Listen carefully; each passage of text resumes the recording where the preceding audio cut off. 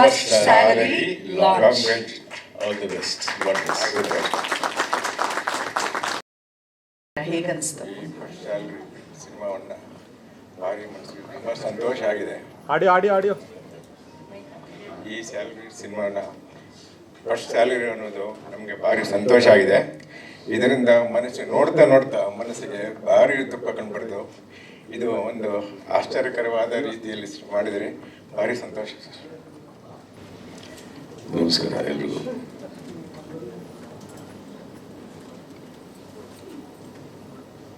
ಚಿತ್ರರಂಗದಲ್ಲಿ ಲೆಜೆಂಡ್ ಅನ್ಸ್ಕೊಳ್ಳೋದು ತುಂಬ ಕಷ್ಟ.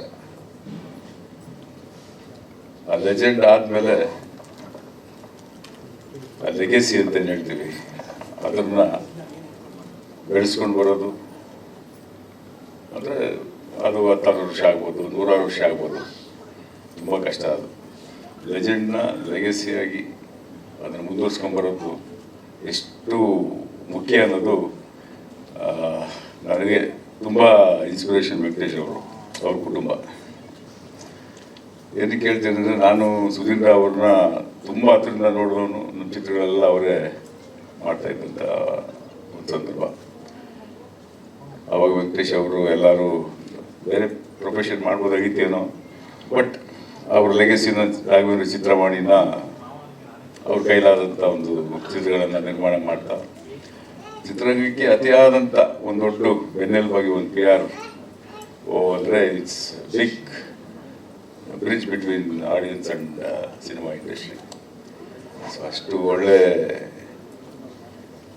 ಮನಸ್ಸು, ಮನುಷ್ಯತ್ವ ಎಲ್ಲ ಇರುವಂಥ ಒಬ್ಬ ವ್ಯಕ್ತಿ ವೆಂಕಟೇಶ್ ಅವರು. ಆಮೇಲೆ ಕುಟುಂಬನೂ ಅಷ್ಟೇ.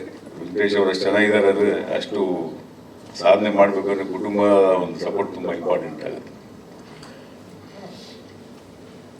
ಒಂದು ಪ್ರಯತ್ನ ಅನ್ನೋದು ಒಂದೊಂದು ಜನ್ರೇಷನ್ಗೂ ಪ್ರಯತ್ನ ಇದ್ದೇ ಇರುತ್ತೆ.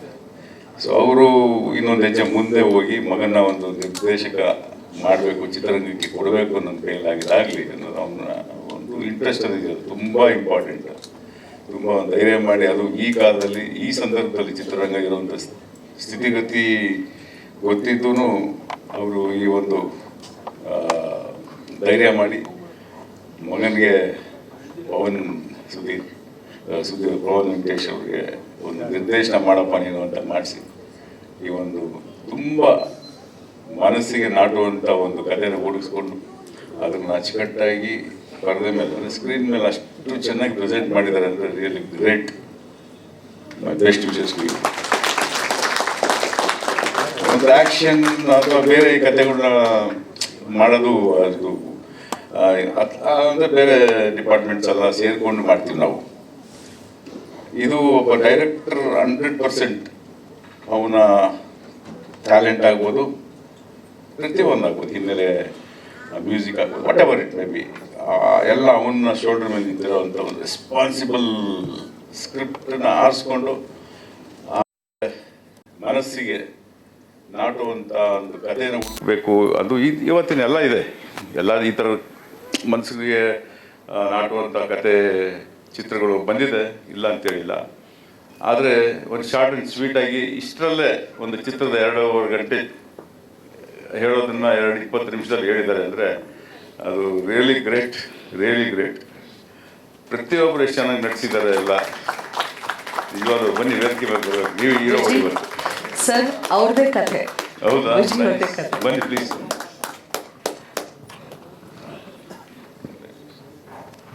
ತುಂಬ ಚೆನ್ನಾಗಿ ಮಾಡಿದ್ದೀರ ಕತೆ, ನಟನೆ ರಿಯಲಿ ಗ್ರೇಟ್. ಸೊ ಈ ಥರ ಕಣ್ಣಲ್ಲಿ ನೀರು ಬರೆಸೋವಂಥ ಚಿತ್ರಗಳನ್ನು ನಾವು ನೂರಾರು ನೋಡಿದ್ದೀವಿ,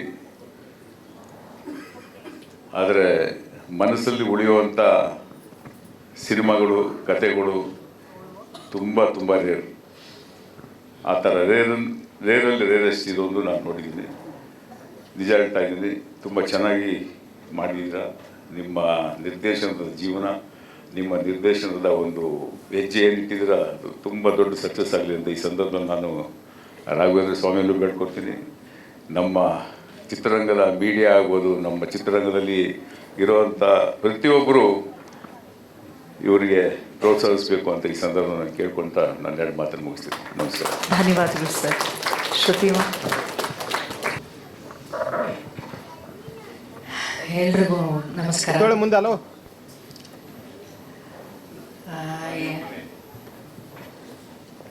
ಹರಿಣಿ ಮ್ಯಾಮ್.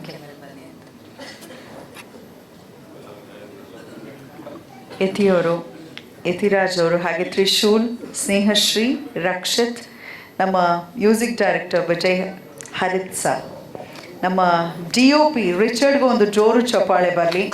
ಸಿಂಗರ್ ಮೇಘನಾ ಬಂದಿದ್ದಾರ? ಮೇಘನಾ ಓಕೆ.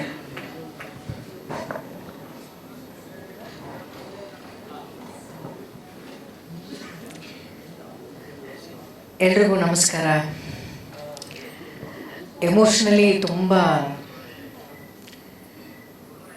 ಒಂಥರ ಎಮೋಷ್ನಲ್ ರೋಲರ್ ಕೋಸ್ಟರ್ ಅಂತಲ್ಲ, ಆ ಥರ ಇವತ್ತು ನನಗೆ ಚಿತ್ರರಂಗದ ಕುಟುಂಬದ ಒಬ್ಬ ಮೇರು ಕಲಾವಿದನ, ನನ್ನ ಕುಟುಂಬದ ಒಬ್ಬ ಸದಸ್ಯನ ನಾವು ಇವತ್ತು ಕಳ್ಕೊಂಡ್ವಿ.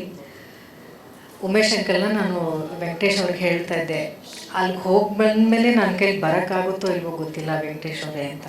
ಅವರು ಕೂಡ ತುಂಬ ಭಾರವಾದ ಮನಸ್ಸಿಂದ, ಇಲ್ಲ ಇವತ್ತು ಅರೇಂಜ್ ಮಾಡಿಕೊಂಡೇ ಬಿಟ್ಟಿದ್ದೀವಿ, ಎಲ್ಲರಿಗೂ ಹೇಳಿದ್ದೀವಿ, ಹಾಗಾಗಿ ಕಾರ್ಯಕ್ರಮನ ಮಾಡೋಣ ಅಂತ ಹೇಳಿದ್ರು.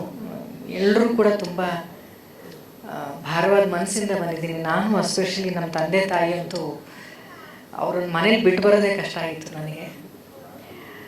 ಹಾಗೆ ಅಲ್ವಾ, ಒಂದು ಪೀಳಿಗೆ ಹೋಗುತ್ತೆ, ಈ ಥರದ್ದು ಒಂದು ಹೊಸ ಪೀಳಿಗೆ ಬರ್ತಾ ಇರುತ್ತೆ. ಅವರನ್ನು ಭಾರವಾದ ಮನಸ್ಸಿನಿಂದ ಬೀಳ್ಕೊಡ್ತಾ, ಶಾರ್ಟ್ ಫಿಲಿಮ್ ಅನ್ನೋದು ತುಂಬ ಇಂಪ್ರೆಸಿವ್ ಆದಂಥ ಒಂದು ಮಾಧ್ಯಮವಾಗಿ ಇವತ್ತು ಬೆಳ್ಕೊಂಡಿದೆ. ನಾವು ಮೊದಲೆಲ್ಲ ನಿಮಗೆಲ್ಲರಿಗೂ ಗೊತ್ತಿರೋ ಹಾಗೆ 50 ಓವರ್ನ ಕ್ರಿಕೆಟ್ ಇವತ್ತು 2020ಗೆ ಬಂದಿದೆ. ಹಾಗೆ ಸಿನಿಮಾದಲ್ಲೂ ಕೂಡ 2.5 ಗಂಟೆ ನಾವು ಸಿನಿಮಾ ಏನು ತೆಗಿತೀವಿ ಅದನ್ನು ಕೇವಲ 20 ನಿಮಿಷದಲ್ಲೂ ಕೂಡ ತುಂಬ ಎಫೆಕ್ಟಿವ್ ಆಗಿ ತೋರಿಸ್ಬೋದು ಅನ್ನೋದಕ್ಕೆ ಇತ್ತೀಚಿನ ದಿನಗಳಲ್ಲಿ ಶಾರ್ಟ್ ಫಿಲ್ಮ್ಸ್ನೂ ಕೂಡ ಇಂಟರ್ನ್ಯಾಷನಲ್ ಫಿಲ್ಮ್ ಫೆಸ್ಟಿವಲ್ಗಳಲ್ಲಿ ಅದಕ್ಕೆ ಆದಂಥ ಒಂದು ಪ್ರತ್ಯೇಕವಾದಂಥ ಒಂದು ಕ್ಯಾಟಗರಿ ಇಟ್ಟಿದ್ದಾರೆ, ಅದಕ್ಕೆ ಅವಾರ್ಡ್ಸ್ಗಳನ್ನ ಕೊಡ್ತಾರೆ. 20 ನಿಮಿಷನೇ ತುಂಬ ದೊಡ್ಡದು ಅಂತ ನಾನು ಹೇಳ್ತೀನಿ ಕನ್ವೆ ಮಾಡೋದಕ್ಕೆ. ಜಸ್ಟ್ 30 ಸೆಕೆಂಡ್ಸಲ್ಲಿ ನಾವು ಎಲ್ಲ ಟಿ ವಿಗಳಲ್ಲೂ ನೋಡ್ತೀವಿ, ಬರೀ ಒಂದು 30 ಸೆಕೆಂಡ್ಗಳಲ್ಲಿ ಒಂದು ಕಥೆನ ಹೇಳ್ತಾರೆ. ಆ್ಯಡ್ ಫಿಲ್ಮ್ಸ್ಗಳನ್ನ ನೋಡ್ತಾ ಇರ್ತೀವಿ, ಕಮರ್ಷಿಯಲ್ ಆ್ಯಡ್ಸ್ಗಳು ಬರುತ್ತಲ್ಲ, 30 ಸೆಕೆಂಡ್ಸ್ ಅಷ್ಟೇ.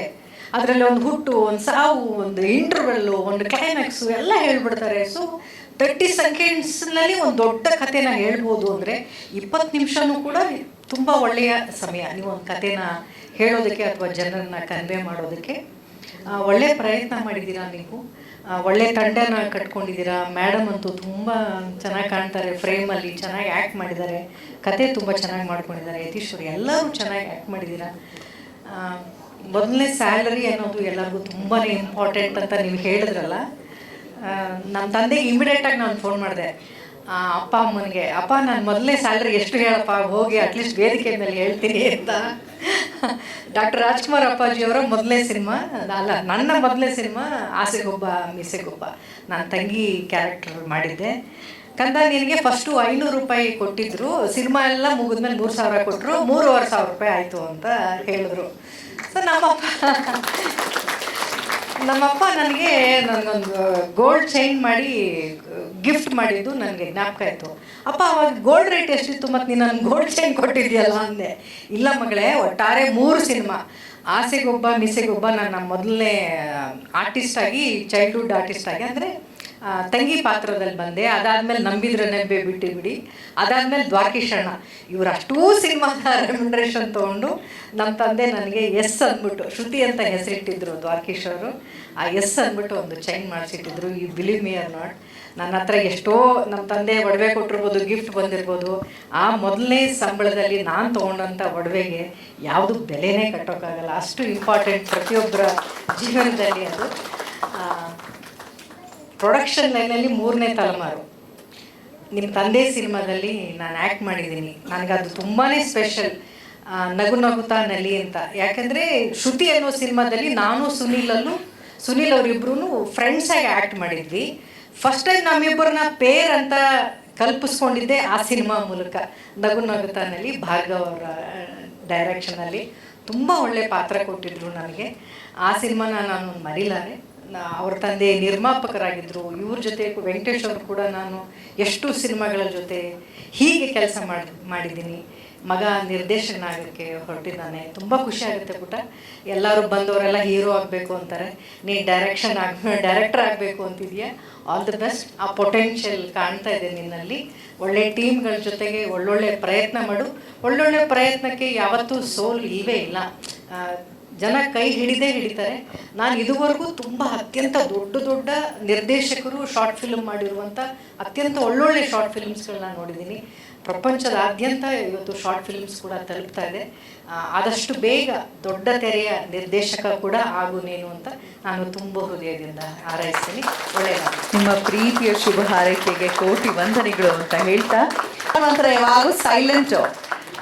ಕೆಲಸ ತುಂಬ ಚೆನ್ನಾಗಿ ಮಾಡಿದ್ದೀರಾ. God bless you.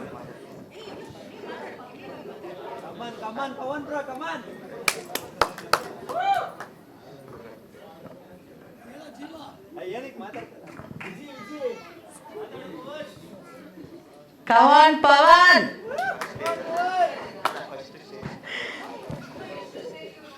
ಆದರೆ ಪವನ್ ಈ ಹಿಂದೆ ಕೂಡ ಕೆಲವೊಂದಷ್ಟು ಸುಧೀಂದ್ರ ಸಿನಿ ಪಯಣ, ಹಾಗೆ ಕೊರೋನಾ ಕರಾಳ ರೋಗನಾಶ ಡಾಕ್ಯುಮೆಂಟ್ರಿ, ರಾಮ ಜನ್ಮಭೂಮಿ ಅಂತ ಒಂದಷ್ಟು ಆನಿಮೇಷನ್ ಶಾರ್ಟ್ ವಿಡಿಯೋಸನ್ನೆಲ್ಲ ಮಾಡಿದ್ದಾರೆ. ಇದೊಂದು ಹೊಸ ಪ್ರಯತ್ನ. Pavan, first speech. ಎಲ್ಲ ಮಾಧ್ಯಮ ಮಿತ್ರರಿಗೂ ನಮಸ್ಕಾರ. ಎಲ್ಲ ಮಾಧ್ಯಮದವ್ರಿಗೂ ನಮಸ್ಕಾರ. ನಂದು ಇದು ಮೊದಲನೇ ಪ್ರಯತ್ನ. ಎಲ್ಲರಿಗೂ ಇಷ್ಟ ಆಗಿದೆ ಅಂದ್ಕೊಂಡಿದ್ದೀನಿ. ಹೆಂಗೆ ಬಂದಿದೆ ಗೊತ್ತಿಲ್ಲ. ನಾನು ಇದು 50ನೇ ಔಟ್ಪುಟ್. ಬೆಳಗ್ಗೆ ಔಟ್ಪುಟ್ ಫೈನಲ್ ಆಗಿದ್ದು. ಚೆನ್ನಾಗಿ ಬಂದಿದೆ ಅಂದ್ಕೊಂಡಿದ್ದೀನಿ ಅಷ್ಟೇ. ಅಣ್ಣ, 2020ರಲ್ಲಿ ಸುಧೀಂದ್ರ ಸಿನಿ ಪ್ರಯಾಣ ಮಾಡಿದ್ದೆ. 2021ರಲ್ಲಿ ಕರೋನಾದ ಬಗ್ಗೆ ಮಾಡಿದ್ದೆ. ರಾಮ ಜನ್ಮಭೂಮಿ ಬಗ್ಗೆ ಮಾಡಿದ್ದೆ. ಇವಾಗ ಒಳ್ಳೆ ಸ್ಕ್ರಿಪ್ಟ್ ಬಂತು ವಿಜಿಯಿಂದ. ಸ್ಕ್ರಿಪ್ಟ್ ಚೆನ್ನಾಗಿದೆ ಅಂದ್ಬಿಟ್ಟು ತಿರ್ಗಾ ರಿಹರ್ಸಲ್ ಮಾಡಿ 1-2 ತಿಂಗಳು ಆಮೇಲೆ ನಾವು ಇದಕ್ಕೆ ಶಾರ್ಟ್ ಫಿಲಮ್ಗೆ ಅಂತ ಶುರು ಮಾಡಿದ್ವಿ. 5 ದಿವಸ ಶೂಟಿಂಗ್ ಮಾಡಿದ್ವಿ. ನಾಗರಬಾವಿ ಸುತ್ತಮುತ್ತ 5 ದಿವಸ. Vijayaditya sir music director, Yathiraj sir ಎಲ್ಲರಿಗೂ ಗೊತ್ತು. Viji hero, Harani ma'am main role ಮಾಡಿದ್ದಾರೆ. ನಮ್ಮ college friend Trishul. Technical department ಬಂದು ರವಿ ಸರು, ಮನೋಜು. ಚೆನ್ನಾಗಿತ್ತು. Music music Vijayaditya sir. ಒಂದು 12 ಡೇಸ್ ಆಯ್ತಲ್ಲ ಸರ್, 10 ಡೇಸ್. ಲಾಸ್ಟ್ ಮೂಮೆಂಟಲ್ಲಿ ತಿರ್ಗಾ ಹಾಡಬೇಕು ಅಂದಾಗ ತಿರ್ಗಾ ಎಲ್ಲ ಶುರು ಮಾಡಿ ಲಾಸ್ಟ್ 2 ಡೇಸಲ್ಲಿ ಹಾಡೆಲ್ಲ ಮಾಡಿದ್ವಿ ನಾವು ಅದ್ರದ್ದು ಸಿನಿಮಾ. ಮಾಡೀನಿ ಸರ್. ಎಲ್ಲ ಅಮ್ಮಂಗೆ ಗಿಫ್ಟ್ ಕೊಡ್ತಾರೆ, ನಾನು ನಮ್ಮ ಅಕ್ಕಂಗೆ ಗಿಫ್ಟ್ ಕೊಟ್ಟಿದ್ದೀನಿ ವಾಲೆ. ಓ ಲವ್ಲಿ, ಲಕ್ಕಿ ಯು ಚಂದನ.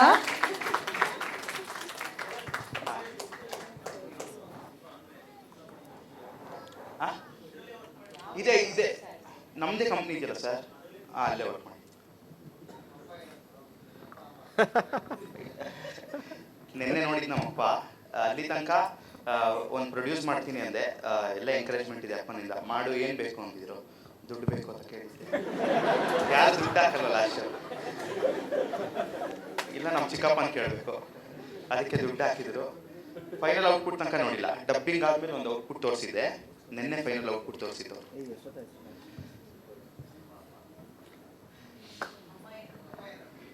ಅವರೇ ಇನ್ಸ್ಪಿರೇಷನ್ ಫಸ್ಟು.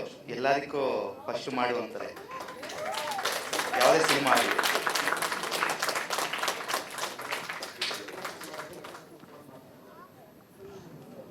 ಅಷ್ಟು ಪ್ರೊಡ್ಯೂಸ್ ಮಾಡೋದು ಅಲ್ಲ, ಅಷ್ಟು ದೊಡ್ಡ ಬಜೆಟ್ ಮೂವಿ ಅಷ್ಟಿಲ್ಲ. ಮಾಡಬೇಕು. ಬೇರೆ ಪ್ರೊಡ್ಯೂಸರ್ ಸರ್ ಅಂತವ್ರು ಸಿಕ್ಕರೆ. ನೋಡೋದಕ್ಕೆ ಪಾಪ ನಮ್ಮ ಹುಡುಗ ಮುಗ್ದು ಹುಡುಗ ಕಿಲಾಡಿ ಇದೆಯಪ್ಪ ಅವನ್ ನೀನು. ಸೂಪರ್. ಅದನ್ನೇ ನಾನು ಹೇಳೋದು ಅನ್ಕೊಂಡೆ. ಫಸ್ಟು ಪೇರೆಂಟ್ಸ್ ಅಂದರೆ ಈಗ ಒಂದು ಚಿತ್ರರಂಗದಿಂದ ಎಂಕರೇಜ್ಮೆಂಟ್ ಬರಬೇಕು, ಇಲ್ಲಾಂದರೆ ಫ್ಯಾಮಿಲಿಯಿಂದ ಎಂಕರೇಜ್ಮೆಂಟ್ ಬರಬೇಕು.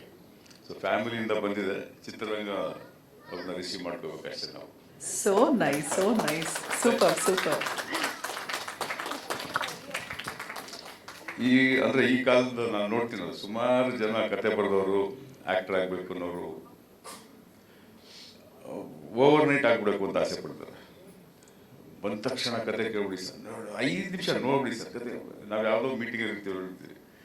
ಸೊ ನಾನು ಅವ್ರಿಗೆಲ್ಲ ಹೇಳೋದು ಇಷ್ಟೇ, ಆ ಥರ ಬರಬೇಡಿ. ಯಾರು ಓವರ್ ನೈಟ್ ಇಲ್ಲಿ ಸ್ಟಾರ್ಗಳಾಗಿಲ್ಲ, ಇಲ್ಲ ಯಾರೂ ಇಲ್ಲಿ ಹೆಸರು ಮಾಡೋಕ್ಕಾಗೋದಿಲ್ಲಪ್ಪ. ಪೇಷನ್ಸ್ ಇರಲಿ, ಎಷ್ಟು ಪೇಷನ್ಸ್ ಇರ್ತದೆ ನಿಮಗೆ, ಅದೇ ನಿಮ್ಮ ಬಂಡವಾಳ. ಆಟೋಮೆಟಿಕ್ಕಾಗಿ ಚೆನ್ನಾಗಿ ಬೆಳೀತೀರ ನೀವು ಅಂತ ನಾನು ಎಲ್ರಿಗೂ ಇದನ್ನು ನಾನು ಹೇಳ್ತಾ ಇದ್ದೀನಿ. ನನಗೆ ದಿನ ಈ ಥರದ್ದು ಒಂದು 2-3 ಒಂದು ಈ ಥರದ್ದು ಆಗ್ತಾ ಇರುತ್ತೆ. ಸೊ ನಾನು ನಿಮ್ಗೆ ಹೇಳೋದಷ್ಟೇ, ನೀವು ಚಿತ್ರದಿಂದ 3 ತಲೆಮಾರು ನೋಡಿದ್ದೀರಾ, ಪೇಷನ್ಸನ್ನು ಇಟ್ಕೊಳ್ಳಿ, ನಿಮ್ಮ ಕೆಲಸ ನೀವು ಮಾಡ್ತಾ ಇರಿ, ಬಾಗಿಲು ಯಾರೋ ತರ್ತಾರೆ ನಿಮಗೆ ಅಷ್ಟೇ. ಓಕೆ. ನಮ್ಮ ತಾತ ನೆನೆಸ್ಕೋಬೇಕಿಲ್ಲಿ, ಅವ್ರು 5 ಸಿನಿಮಾ ಪ್ರೊಡ್ಯೂಸ್ ಮಾಡಿದ್ದಕ್ಕೆ ನಾವಿವಾಗ ಒಂದು ಇನ್ಸ್ಪಿರೇಷನ್ ಅದು. ಸೊ ಸೂಪರ್, ತುಂಬ ಖುಷಿ ಅನ್ನಿಸ್ತಾ ಇದೆ. ಖಂಡಿತ ಉತ್ತಮೋತ್ತಮ ಅವಕಾಶ ಹುಡುಕಿ ಬರಲಿ. ಸರ್ ಹೇಳಿದ ಹಾಗೆ ಸಹನೆ ಜೊತೆಗಿರಲಿ ಅಂತ ಹೇಳ್ತಾರೆ ಮಗನ ಈ ಪ್ರಯತ್ನಕ್ಕೆ. ಎಲ್ರಿಗೂ ನಮಸ್ತೆ. ಬಂದಿರುವಂಥ ಎಲ್ಲ ಮಾಧ್ಯಮದವ್ರಿಗೆ ಮತ್ತು ನನ್ನ ಸ್ನೇಹಿತರಿಗೆ, ಬಂಧು ಬಳಗ ಅವ್ರಿಗೆ ಎಲ್ಲರಿಗೂ ತುಂಬ ಹೃದಯ ಸ್ವಾಗತ ಕೊಡ್ತೀನಿ. ನಾನು ಇವತ್ತು ಮಾಡಬೇಕು ಅಂತ ಡಿಸೈಡ್ ಮಾಡಿದ ತಕ್ಷಣ 3 ಕಾರಣ ಇತ್ತು. ಒಂದು ವಿಜಮ್ನವ್ರು ಕರಿಬೇಕು ವೇದಿಕೆ ಮೇಲೆ, ಇನ್ನೊಂದು ರಾಕ್ಲೈನ್ ವೆಂಕಟೇಶ್ ಅವ್ರು ಕರಿಬೇಕು, ಶ್ರುತಿಯವ್ರು ಕರಿಬೇಕು ಅಂತ ನನಗೆ ಆಸೆ ಇತ್ತು. ಯಾಕೆ ಅಂದರೆ ನಮಗೆ ಫಸ್ಟು ಕೆಲಸ ಕೊಡಿಸಿದ್ದು ವಿಜಮ್ನವರು. ಹೋಗಪ್ಪ, ಅಲ್ಲಿ ರಾಕ್ಲೈನ್ ವೆಂಕಟೇಶ್ ಇದ್ದಾರೆ, ಅಲ್ಲಿ ಹೋಗಿ ಕೆಲಸ ಕೇಳು, ಕೆಲಸನೂ ಕೊಡ್ತಾರೆ, ಸ್ಯಾಲ್ರಿನೂ ಕೊಡ್ತಾರೆ ಅಂತೇಳಿ ಅದೊಂದು ಕನೆಕ್ಟ್ ಮಾಡಿಕೊಂಡೆ. ನಮ್ಮ ಚಿಕ್ಕಪ್ಪ ಮಾಡಿದಂಥ ನಗು ನಗು ಸಿನಿಮಾದಲ್ಲಿ ಶ್ರುತಿ ಮೇಡಮ್ ಅವರಾಗಲಿ ಹೇಳ್ಬಿಟ್ರು, ನಾನು ಹೇಳೋಣ ಅಂದ್ಕೊಂಡಿದ್ದೆ, ನಾಯಕಿಯಾಗಿ ಮಾಡಿದರು. ಸೊ ಕರೆಕ್ಟಾಗಿ ಆ್ಯಕ್ಟ್ ಆಗುತ್ತೆ. ಒಳ್ಳೆ ಹೃದಯ ಇರೋರು ಬಂದು ಲಾಂಚ್ ಮಾಡಿಕೊಟ್ರೆ ನಮ್ದಾಯಿತು. ನಮ್ಮ ಚಿಕ್ಕಪ್ಪ ಬೆಳೆಸಿದ್ರು, ನಮ್ಮದೊಂದು ಜರ್ನಿ ಆಯಿತು. ನೆಕ್ಸ್ಟ್ ಇಯರ್ಗೆ 50 ವರ್ಷ ಆಗ್ತಾಯಿದೆ ಸಂಸ್ಥೆಗೆ. ಒಂದು 3,000 ಚಿಲ್ಲರೆ ಕೆಲಸ ಮಾಡಿದ್ದೀವಿ. ನೆಕ್ಸ್ಟ್ ಇವರು ಫ್ಯೂಚರೆಲ್ಲ ಬೇಕಲ್ವಾ, ಹಾಗಾಗಿ ಅವನಿಗೆ ಹೀರೋ ಆಗಬೇಕು ಅಂತ ಆಸೆ ಇತ್ತು. ನಾನು ಹೇಳಿದೆ, ಏನು ತಯಾರಿ ಮಾಡ್ಕೋಬೇಕಾದ್ರೆ ಮಾಡ್ಕೊ ಅಂತ ಹೇಳಿದೆ. ಎಲ್ಲ ಎಜುಕೇಷನ್ ಮುಗೀತು, ಒಂದೆಲ್ಲ ಬೇರೆ ಕಡೆಯಿಂದಲೂ ಕೆಲಸದ್ದೆಲ್ಲ ಬರ್ತಾ ಇತ್ತು, ಅಲ್ಲಿ ಇಲ್ಲಿ ಚಿಕ್ಕ ಪುಟ್ಟದ ಕೆಲಸದ್ದು. ಬೇಡ ನಮ್ಮ ಚಿಕ್ಕಪ್ಪ ಬಿಟ್ಟೋಗಿರೋ ಸಂಸ್ಥೆಗೆ ಡೆವಲಪ್ ಮಾಡಿದ್ದೀವಿ ನಾವು, ತೊಂದರೆ ಇಲ್ಲ, ಇಲ್ಲೇ ಕೆಲಸ ಮಾಡು ಅಂತೇಳಿ ನಮ್ಮ ಕಂಪನಿಯ ಎಲ್ಲ ಸೋಷಿಯಲ್ ಮೀಡಿಯಾ ಎಲ್ಲ ಅವನೇ ಹ್ಯಾಂಡ್ಲ್ ಮಾಡ್ತೀನಿ ಮೇಡಮ್. ಟೋಟಲ್ ಆಗಿಲ್ಲ, ನಾನು ಓದ್ಕೊಂಡಿದ್ದಾಗಲೂ ಮಾಡ್ತಾ ಇದ್ದ, ಅದು ಕಂಟಿನ್ಯೂ ಮಾಡ್ಕೊಂಬಂದ. ಅದಕ್ಕೆ ನಮ್ಮ ಕುಟುಂಬದವರೆಲ್ಲನೂ ಸಾಕ್ಷಿ ಇದ್ದಾರೆ, ಅಥವಾ ನಮ್ಮ ಕುಟುಂಬದವರು ಎಲ್ಲರೂ ಸಾಥ್ ಕೊಡ್ತಾರೆ. ಆಮೇಲೆ ಒಂದು ಒಳ್ಳೆ ಸ್ಕ್ರಿಪ್ಟ್ ಬಂತು, ವಿಜಯ್ ಮಾಡ್ಕೊಂಬಂದಿದ್ದಾರೆ, ಪ್ರೊಡ್ಯೂಸ್ ಮಾಡಬೇಕು ಇದನ್ನು ನಮ್ಮ ಕಂಪನಿಲೇ ಅಂತ. ನಮ್ಮ ಚಿಕ್ಕಪ್ಪ ಪತ್ರಕರ್ತರ ಪಾಲ್ದಾರಿಕೆಯಲ್ಲೇ 6 ಸಿನಿಮಾ ಮಾಡಿದರು. 6 ಪಿಕ್ಚರ್ ಹಿಟ್ ಆಗಿತ್ತು ಆ ಟೈಮಲ್ಲಿ. ಒಲವಿನ ಉಡುಗೊರೆ ಆಗ್ಬೋದು, ಗಣೇಶನ ಮದುವೆ ಆಗ್ಬೋದು, ಗೌರಿ ಗಣೇಶ ಆಗ್ಬೋದು, ಅಥವಾ ಪಟ್ಟಣಕ್ಕೆ ಬಂದ ಪುಟ್ಟ ಗುಂಡನ ಮದುವೆ, ಮೇಡಮ್ ಅವ್ರದ್ದು ನಗು ನಗರನಲ್ಲಿ, ಲಹರಿ ಅವ್ರಿಗೆ ಗಣೇಶನ ಗಲಾಟೆ ಅಂತ ಒಂದು ಸಿನಿಮಾ ಮಾಡಿಕೊಟ್ಟಿದ್ರು ನಮ್ಮ ಅಂಕಲ್, ಅದು ಹಿಟ್ ಆಗಿತ್ತು. ಅದಾದಮೇಲೆ ನಾವು ಸುಮ್ಮನೆ ಆಗೋಗ್ಬಿಟ್ಟಿದ್ವಿ. ಯಾಕೆ ಸುಮ್ಮನೆ ಆಗಿದ್ದು ಅಂದರೆ ಸುಮಾರು ಜನ ನನಗೆ ಕೇಳೋದು, ಸರ್ ಉಪೇಂದ್ರ ಸರ್ ಹೇಳಿದ್ರು ಎಲ್ಲ ಪ್ರೆಸ್ಗೆಲ್ಲ ಫ್ರೀ ಕಾಲ್ಶೀಟ್ ಕೊಡ್ತೀನಿ ಮಾಡಿ ಅಂತೇಳಿ. ಹಿಂದೆ ಎಲ್ಲ ಮಾಡಿದಾಗ ಮೇಡಮ್ ಹತ್ರ ಕಾಲ್ಶೀಟ್ ತೊಗೊಬೇಕಾದ್ರೆ ಒಂದು ಬಲ್ಕಾಗಿ ಹೋಗಿ ತೊಗೊಂಡಿದ್ದು, ಇವತ್ತು ಡೈಲಿ ವೈಸ್ ಬಂದುಬಿಟ್ಟಿದೆ. ನನಗೆ ತುಂಬ ಜನ ಇನ್ಸ್ಪಿರೇಷನ್ ಮಾಡಿದ್ರು ಸಿನಿಮಾ ಮಾಡಿ ಅಂತೇಳಿ. ಮಾಡ್ಬೋದಾಗಿತ್ತು, ಇಂಡಸ್ಟ್ರಿಯಿಂದ ನನಗೆ ಪೂರ್ತಿ ಸಾಥ್ ಇದೆ. ಆ್ಯಕ್ಚುಲಿ ಒಂದು ಒಳ್ಳೆ ಗುಡ್ ವಿಲ್ ಇಟ್ಕೊಂಡಿದ್ದೀವಿ. ಮಾಡಲಿಲ್ಲ. ಯಾಕೆ ಮಾಡಲಿಲ್ಲ ಅಂತಂದರೆ ಅಕಸ್ಮಾತ್ ಹೆಚ್ಚು ಕಮ್ಮಿ ಆದರೆ ನಾನು ಅಂದ್ಕೊಂಡು 4 ಫ್ಯಾಮಿಲಿ ಇದೆ. ನನ್ನ ಫ್ಯಾಮಿಲಿ ಇದೆ, ಸುಧೀಂದ್ರ ಅವ್ರ ಫ್ಯಾಮಿಲಿ ಇದೆ, ವಾಸು ಫ್ಯಾಮಿಲಿ ಇದೆ. ಮತ್ತೆ ಫ್ಯಾಮಿಲಿ ಡಿಸ್ಟರ್ಬ್ ಮಾಡ್ಕೊಳ್ಳೋದು ಬೇಡ, ಯಾಕೆ ಈಗ ಕಳ್ಕೊಂಬಿಟ್ರೆ ತುಂಬ ಹೊಟ್ಟೋಗುತ್ತೆ, ದುಡಿಯೋದು ತುಂಬ ಕಷ್ಟ ಇದೆ ಅಂತೇಳಿ ಮಾಡಲಿಲ್ಲ ಸರ್. ಆಮೇಲೆ ಇವನು ಬಂದು ಕೇಳ್ದ, ಸರಿ ಆಯಿತು ಮಾಡಪ್ಪ, ಏನು ಬಜೆಟ್ ಆಗುತ್ತೋ ಕೊಡ್ತೀನಿ ಅಂತ ಹೇಳಿದೆ. ಆ ದುಡ್ಡು ಕೊಟ್ಬಿಟ್ಟಿದ್ದೀನಿ, ಯಾವುದು ಉಳಿಸ್ಕೊಂಡಿಲ್ಲ ನಾನು, ಆಯಿತಾ. ಇದರಿಂದ ವಾಪಸ್ ಬರುತ್ತೆ ಅಂತ ಕೊಟ್ಟಿಲ್ಲ ರವೀಣ, ಮಾಡಬೇಕು ಅನ್ನೋ ಆಸೆ ಇತ್ತು, ಕೊಟ್ಟೆ. ಇಲ್ಲ ಮಾಡಿಯಾರ ಪಾಪ, ಅಲ್ಲೆಲ್ಲ ಶೂಟಿಂಗ್ ಟೈಮಲ್ಲಿ ಎಲ್ಲ ಚಿಕ್ಕ ಹೋಟ್ಲಿಗೆ ಹೋಗಿ ಅಲ್ಲೇ ಊಟ ಕೊಡ್ಸ್ಕೊಂಡು ಕರ್ಕೊಂಡ್ಬಂದ್ಬಿಡೋವಂತೆ.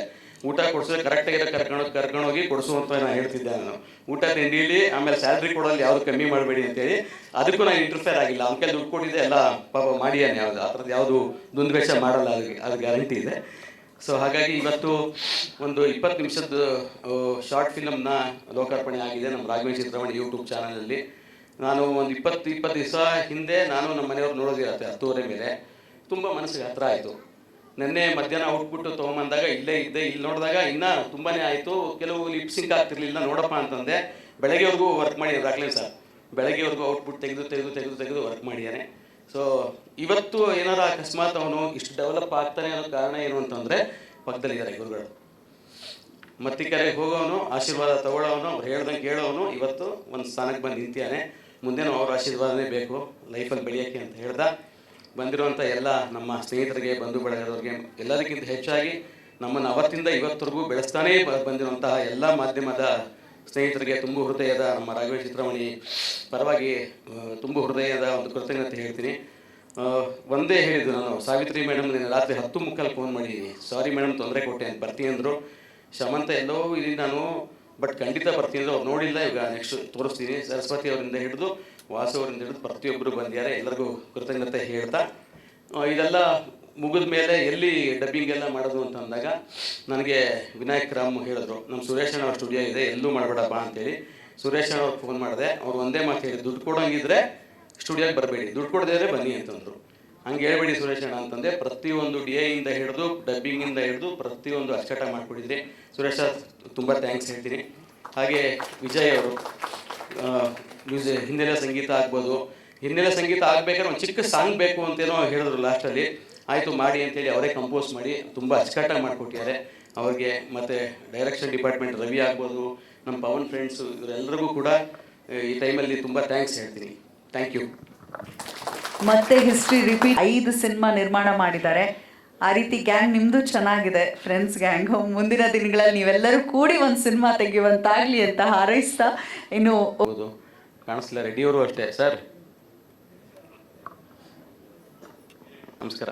ವೀರೇಶ್ ಶುರು ಆಯ್ತಾ ಅಂದರು. 3:30 ಫೋನ್ ಮಾಡಿ, ಇಲ್ಲ ಸರ್ ಬಂದ್ಬಿಡಿ ಅಂತಂದೆ. ಬಂದಿದ್ದಾರೆ. ಮತ್ತೊಮ್ಮೆ ಯಾರೋ ಹೆಸರು ಬಿಟ್ಟಿದೆ, ಸಾರಿ ಇರಲಿ. ಎಲ್ಲರೂ ಬಂದಿರೋರಿಗೆ ಎಲ್ಲರಿಗೂ ಥ್ಯಾಂಕ್ಸ್.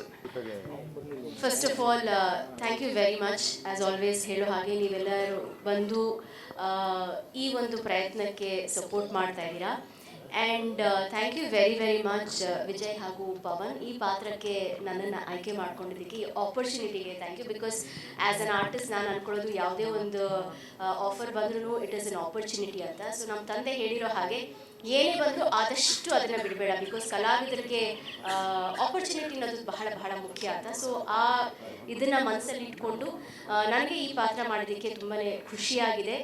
ಆ್ಯಂಡ್ ಐ ಹೋಪ್ ನಿಮ್ಮೆಲ್ರಿಗೂ ಕೂಡ ಇಷ್ಟ ಆಗಿದೆ ಅಂತ ಅಂದ್ಕೊಂಡಿದ್ದೀನಿ. And for the first time ನಾನು ತುಂಬಾ ನರ್ವಸ್ ಆಗ್ತಾಯಿತ್ತು, ಬಿಕಾಸ್ ಗುರುಗಳಿದ್ರು, ವೆಂಕಟೇಶ್ ಸರ್ ಇದ್ದರು, ಆ್ಯಂಡ್ ಶ್ರುತಿ ಮ್ಯಾಮ್ ಇದ್ದರು, ಕ್ವೀನ್ ಆಫ್ ಎಮೋಷನ್ಸ್. ಸೊ ನಾನು I was a bit nervous to be watching this with all of them. Thank you very much. ನೀವು ಬಂದು ತುಂಬಾ ಸ್ಪೆಷಲ್ ಮಾಡಿದ್ದೀರಿ ಈ ಒಕೇಶನ್ನ. Sir thank you very much. ಎಲ್ಲರಿಗೂ ಶುಭ ಹಾರೈಕೆ. ಧನ್ಯವಾದಗಳು. ಎಲ್ರಿಗೂ ನಮಸ್ಕಾರ. 1.5-2 ವರ್ಷದ ಹಿಂದೆ ಒಂದು ಲೈನ್ ಅಂದ್ಕೊಂಡಿದ್ವಿ, ಲೈಫ್ ಈಸ್ ಅನ್ಪ್ರಿಡಿಕ್ಟಬಲ್ ಅಂತ ಹೇಳ್ತಾರಲ್ವ. ಸೊ ಅದ್ರ ಮೇಲೆ ಒಂದು ಲೈನ್ ಬರೆಯೋಣ ಅಂತ ನಾನು ನನ್ನ ಫ್ರೆಂಡ್ ಪ್ರಸಾದ್ ಫಸ್ಟು ಕುಂತ್ಕೊಂಡು ಕಾನ್ವರ್ಸೇಷನ್ ಸ್ಟಾರ್ಟ್ ಮಾಡ್ಕೊಂಡು ಬರೆದಂಥ ಕಥೆ. ತದನಂತರ ಪವನ್ ಅವ್ರಿಗೂ ಹೇಳಿದೆ, ಹಿಂಗೆ ಒಂದು ಕಥೆ ಇದೆ, ಇಷ್ಟ ಆದರೆ ಮಾಡೋಣ ಅಂತ. ಸೊ ಅದು ಹೇಳಿ ಅವ್ರಿಗೆ ಹೇಳಿದ್ಮೇಲೆ ಅಲ್ಲಿ ಸ್ವಲ್ಪ ಚೇಂಜಸ್ ಮಾಡಿ, ಇನ್ನು ಸ್ವಲ್ಪ ಇಂಪ್ರೂವ್ಮೆಂಟ್ಸ್ ಮಾಡಿ ಫೈನಲಿ ಶೂಟ್ ಆಗಿ ಇವತ್ತು ರಿಲೀಸ್ ಆಗಿದೆ. ಹೋಪ್ ನಿಮ್ಮೆಲ್ಲರಿಗೂ ಇಷ್ಟ ಆಗಿದೆ ಅಂತ ಭಾವಿಸ್ತೀನಿ. ಇಷ್ಟ ಆಗಿದರೆ ಖಂಡಿತ ಶೇರ್ ಮಾಡಿ. Thank you. Long way to go. ಖಂಡಿತ ನಿಮ್ಗೆ ಅವಕಾಶಗಳು. ಅದೇ ಲೈಫ್ ಈಸ್ ಅನ್ಪ್ರಿಡಿಕ್ಟಬಲ್ ಅಂತಾರಲ್ಲ, ಅಂದರೆ ನ್ಯೂಸಲ್ಲಿ ಬರುತ್ತಲ್ವ, ಅಂದರೆ ಮದುವೆ ಇನ್ನೊಂದು 2 ತಿಂಗಳಿರುತ್ತೆ, ಯಾರು ಆಕ್ಸಿಡೆಂಟ್ ಆಗಿ ಸಾಯ್ತಾರೆ, ಇನ್ನೂ ಏನೋ ಕೆಲಸ ಸಿಕ್ಕಿರುತ್ತೆ, ಅದಾದಮೇಲೆ ಏನೋ ಆಗಿ ಸಾಯ್ತಾರೆ. ಸೊ ಆ ಥರದ್ದೇ ಸ್ವಲ್ಪ ಬೇರೆ ಥರದ್ದು ಏನಾದರೂ ಮಾಡೋಣ ಅಂತ ಅಷ್ಟೆ. ಅಲ್ಲ ಅದು ಇದೆ, ಇದರಿಂದ ಸ್ಟಾರ್ಟ್ ಮಾಡೋಣ. ಕಥೆ ಬರೆಯೋದು ಸಪ್ರೇಟಾಗಿ ಅದಕ್ಕೆ ಅಂತ ಟೈಮ್ ಇರಲ್ಲ. ಯಾವಾಗ ಏನಾದರೂ ಹೊಳೆದ್ರೆ ಲೈನ್ ಬರ್ಕೋತಿರ್ತೀನಿ.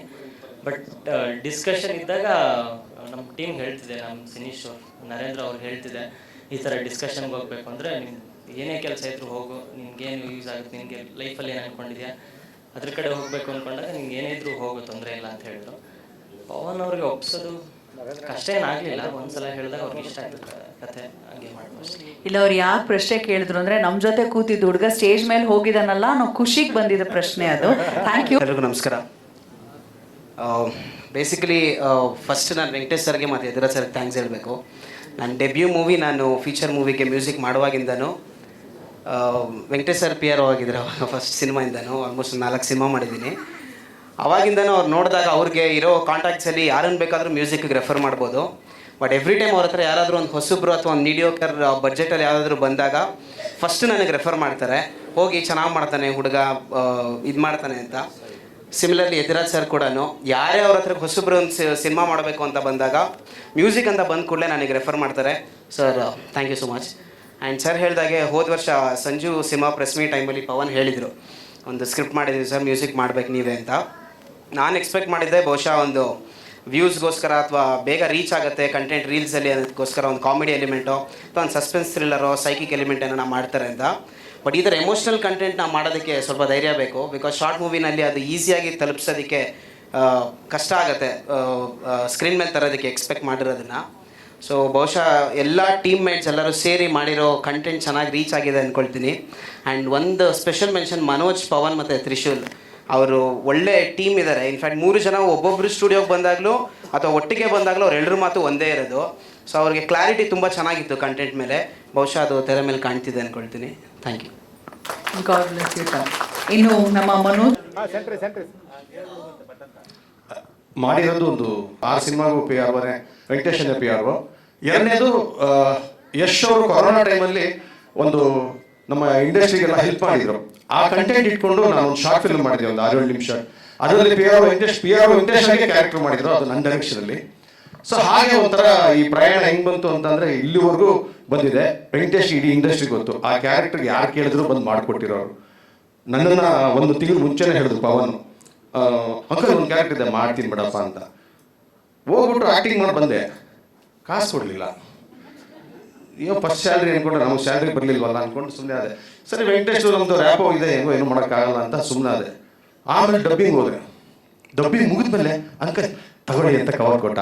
ಆಹಾ, ಪಕ್ಕ ಪ್ರೊಫೆಷನಲಿಸಮ್ ಇಲ್ಲೇ ಕಲ್ತ್ಬಿಡ. ಡಬ್ಬಿಂಗ್ ನಾನು ಅಪ್ಪಿ ಬಿಸಿ ಇದ್ದೀನಪ್ಪ, ಡಬ್ಬಿಂಗ್ ಬರಲ್ಲ ಅಂದರೆ ಪೇಮೆಂಟ್ ಡಬಲ್. ಸದ್ಯ ಡಬ್ಬಿಂಗ್ ಮಾಡಿದೆ, ಕಾಸು ಬಂತು, ಸ್ಯಾಲ್ರಿನೂ ಕೊಟ್ಟರು ವೆಂಕಟೇಶು. ಅದಕ್ಕಿಂತ ಮುಖ್ಯವಾಗಿ ರಾಘವೇಂದ್ರ ಚಿತ್ರವಾಣಿ ಸಂಸ್ಥೆಯ ಪ್ರಶಸ್ತಿ ಸಮಾರಂಭ 3-4 ವರ್ಷ ನಾನು ನಿರೂಪಣೆ ಮಾಡಿದ್ದೀನಿ. ಅದನ್ನ ಆಮೇಲೆ ಇವ್ರು ಹೈಜಾಕ್ ಮಾಡಿಕೊಂಡ್ರು. ಪ್ರೊಫೆಷನಲ್ ಆಗಿ ಇದೆಲ್ಲ ಆಗ್ತಾ ಇರುತ್ತೆ, ಸುಮ್ಮನೆ. ಸೊ ಈ ಥರದೊಂದು ದೊಡ್ಡ ಪ್ರಯಾಣ ರಾಘವೇಂದ್ರ ಚಿತ್ರವಾಣಿ ಸಂಸ್ಥೆ ಜೊತೆಗೆ, ವೆಂಕಟೇಶ್ ಜೊತೆಗೆ, ಈಗ ಪವನ್ ಜೊತೆಗೆ. ಪವನ್ ಆಗಲೇ ಅಂಕಲ್ ಇನ್ನೊಂದು ಪ್ಲಾನ್ ಮಾಡ್ತಾ ಇದ್ದೀನಿ, ನಾನು ಬರ್ತೀನಿ ಅಂತ ಆಗಲೇ ಹೇಳಿಬಿಟ್ಟಿದ್ದಾನೆ. ಇದಾದ ನಂತರ ಚಿಕ್ಕದಾಗಿ ಇನ್ನೊಂದು ಮಾತಿದೆ. ಲಾಸ್ಟ್ ಇಯರ್ ನಾನು ಸಿನಿಮಾ ಮಾಡಿದ್ದು, ಅದಾದ್ಮೇಲೆ 6 ತಿಂಗಳಿಂದ ವೆಂಕಟೇಶಿಂದ ಬಿದ್ದಿದ್ದೆ, ಗುರು ಕೆಲಸ ಇಲ್ಲ, ಯಾರೋ ಒಬ್ರು ಪ್ರೊಡ್ಯೂಸರ್ ಕೊಡು ಅಂತ. 1-2 ಪ್ರೊಡ್ಯೂಸರ್ ಇಂಟ್ರೊಡ್ಯೂಸ್ ಮಾಡ್ತಾ ಎಲ್ಲ ಕಾಗೆ ಹಾಸ್ಬಿಟ್ಟು ಹೋಗ್ಬಿಟ್ರು. ಈ ಕೆಲಸ ಇದ್ದೆ ಕುಂತಿದ್ದೆ. ವೆಂಕಟೇಶ್ ಸಂಕ್ರಾಂತಿ ಅಷ್ಟೊತ್ತಿಗೆ ಏನೋ ಮಾಡೋಣ ಬಾಗುರು ಅಂತ ಹೇಳೋನೆ, ಅದು ನಿಮ್ಮೆಲ್ಲರ ಮುಂದೆ ಕಮಿಟ್ ಮಾಡಿಸ್ತಾ ಇದ್ದೀನಿ, ಏಮಾರಿಸ್ಬಾರ್ದು ಅಂತ.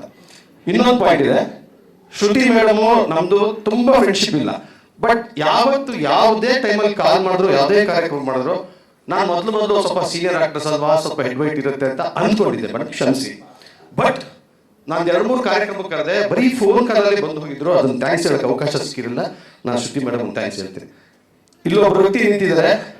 2008ರಲ್ಲಿ ನನ್ನ ಜೀವನದಲ್ಲಿ ಒಂದು ಘಟನೆ ನಡೆದಿತ್ತು. 1 ದಿನದ ಮಟ್ಟಿಗೆ ನಾನು ಜೈಲಿಗೆ ಹೋಗಿದ್ದೆ. ಆತ್ಮಹತ್ಯೆ ಮಾಡಿಕೊಳ್ಳುವಂತಹ ಸಂದರ್ಭ.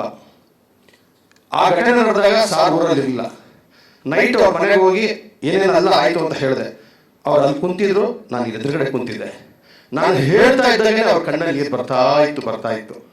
ಇವತ್ತವರೆಗೂ ಅದು ನಾನು ಅವ್ರಿಗೆ ಹೇಳೋಕ್ಕೆ ಅವಕಾಶ ಸಿಕ್ಕಿರಲಿಲ್ಲ. ನನ್ನ ಸಿನಿಮಾ ಕಾರ್ಯಕ್ರಮದಲ್ಲಿ ಕರೆದುಬಿಟ್ಟು ಹೇಳಬೇಕು ಅಂದ್ಕೊಂಡಿದ್ದೆ, ಅದಾಗಿರಲಿಲ್ಲ. ಇವತ್ತಿದ್ದಾರೆ. ಪ್ರಾಯಶಃ ಅವತ್ತು ರಾಕ್ಲೈನ್ ವೆಂಕಟೇಶ್ ಅನ್ನುವ ಒಬ್ಬ ವ್ಯಕ್ತಿ ನನಗೆ ಬೆಂತಟ್ಟಿ ನನ್ನ ಹೆಂಡತಿಗೆ ಫೋನ್ ಮಾಡಿ, ನಾನು ಇದೀನಮ್ಮ, ಯಾವುದೇ ಸಮಯದಲ್ಲಾದರೂ ಫೋನ್ ಮಾಡಿ ನಾನು ಇರ್ತೀನಿ ಅಂತ ಹೇಳಿದರು. ಪ್ರಾಯಶಃ ಅದೊಂದು ಮಾತು ನನ್ನನ್ನು ಇಲ್ಲಿವರೆಗೂ ಕರೆಸಿ ಈ ಫಸ್ಟ್ ಸ್ಯಾಲರಿ ಫಂಕ್ಷನ್ ಒಂದು ನಿಲ್ಲೋ ಹಾಗೆ ಮಾಡಿದೆ. ಈ ವೇದಿಕೆಯಲ್ಲಿ ಸರ್, ಅವತ್ತಿನ ನಿಮ್ಮ ಸಪೋರ್ಟು ನನಗೆ ಪುನರ್ಜನ್ಮ ಕೊಟ್ಟಿದೆ ಅಂತಂದರೆ ನಾನು ಇವತ್ತವರೆಗೂ ನಿಮ್ಮ ಹತ್ರ ಹೇಳ್ಕೊಂಡಿರಲಿಲ್ಲ.